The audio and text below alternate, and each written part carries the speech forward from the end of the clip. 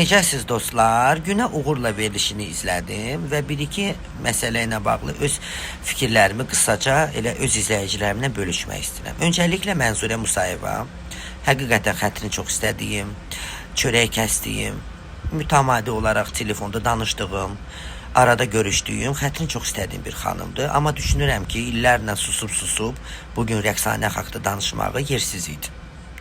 Həqiqətən yersiz idi. Ümumiyyətlə, əgər bir insanın bugün sizə qayıdıb cavab verə bilmirsə, qayıdıb cavab verə bilməyəcək durumdadırsa, onun haqqında danışmaq yersizdir.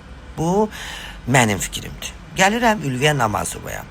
Əgər bir verilişdə Tacir Şahmalıoğlu kimi sənətkar varsa, məncə sənə sənətdən, əsərdən danışmağa yerin yoxdur. Bu mənim fikrimdir. Niyə?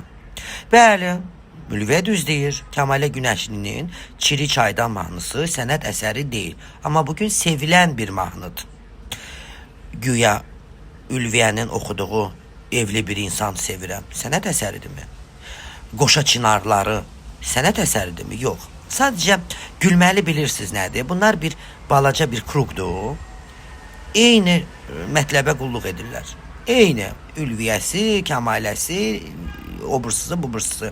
Bunlar balaca bir kruqdur və bunlar hər biri sənət oxumur.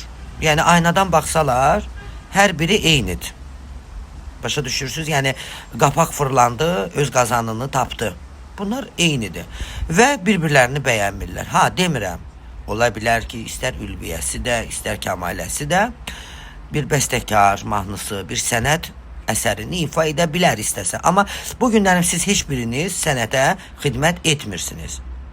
Orada sənətdən yalnız və yalnız danışa bilən insan, o da Tacir müəllimdir.